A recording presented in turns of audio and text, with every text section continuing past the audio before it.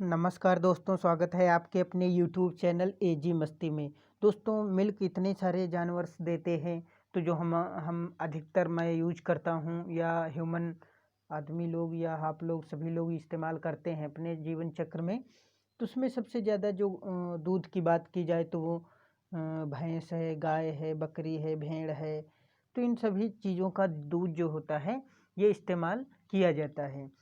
और बाकी अन्य चीज़ों का इस्तेमाल दवा के रूप में, कोई किसी के रूप में ऐसे इस्तेमाल करते हैं। तो सबसे पहले जानते हैं कि किस भैंस कौन से दूध में, किस दूध में फैट ज़्यादा है, कैसे क्या है, किस किस दूध में क्या क्या पाया जाता है, कितनी मात्रा में पाया जाता है।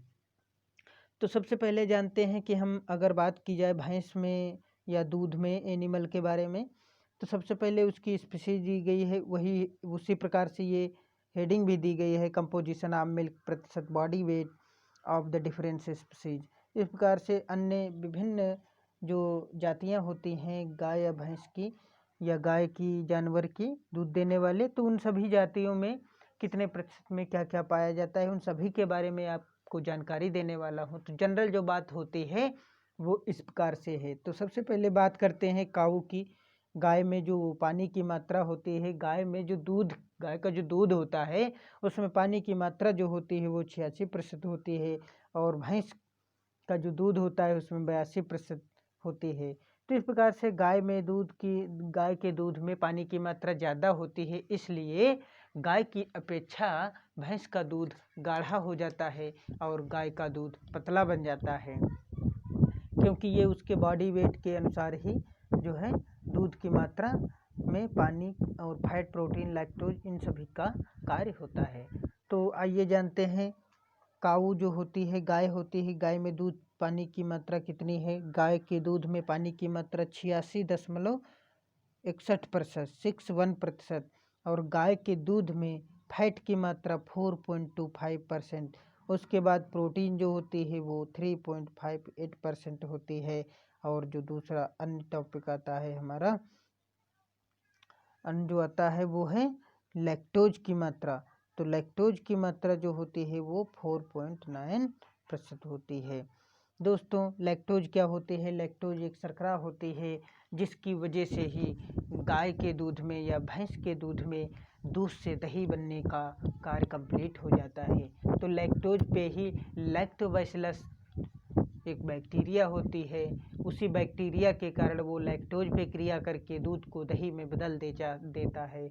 उसी प्रकार से ये लैक्टोज की मात्रा कितनी होती है और उसी हिसाब से दूध का जमना स्टार्ट हो जाता है।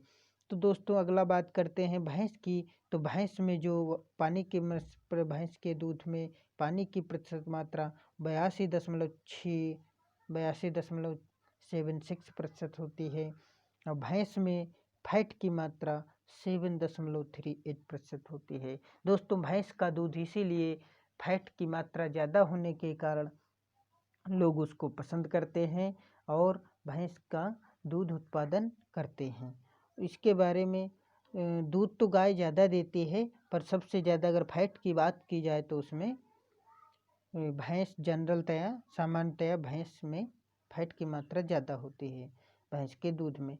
तो भैंस के दूध में प्रोटीन की मात्रा 3.80% होती है और लैक्टोज की मात्रा 4.9% होती है।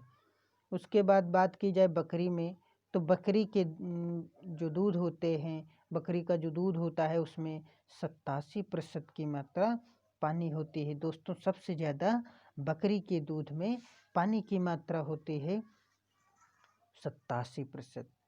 तो इसलिए सबसे हल्का दूध और सबसे ज़्यादा पानी युक्त होता है बकरी का दूध। तो इसीलिए बकरी का दूध जो है बच्चा डाइजेस्ट कर लेता है, और जो भैंस का और गाय का होता है वो इतना जल्दी डाइजेस्ट छोटा बच्चा नहीं कर पाता है। इसलिए बकरी का दूध कभी कभी बच्चे के जन्म के टाइम 2-1 दिन में उसी को दिया जाता है। और दोस्तों, इसमें होता है, एक बात आती है कि बकरी के दूध में हल्का सा जो स्मेल आती है वो किस कारण आती है। तो आपको स्मेल का कारण बता दें कि जो बकरी होती है उसके दूध में स्मेल का कारण है कैप्रिक एसिड, कैप्रिक एसिड, दूसरा है caproic acid, caproic acid, caproic acid, तीसरा आता है कैप्रोलिक एसिड, कैप्रोलिक एसिड। इस प्रकार से तीन चार तरीके एसिड होते हैं जिसकी वजह से बकरी के दूध में स्मेल आती रहती है। तो आइए जानते हैं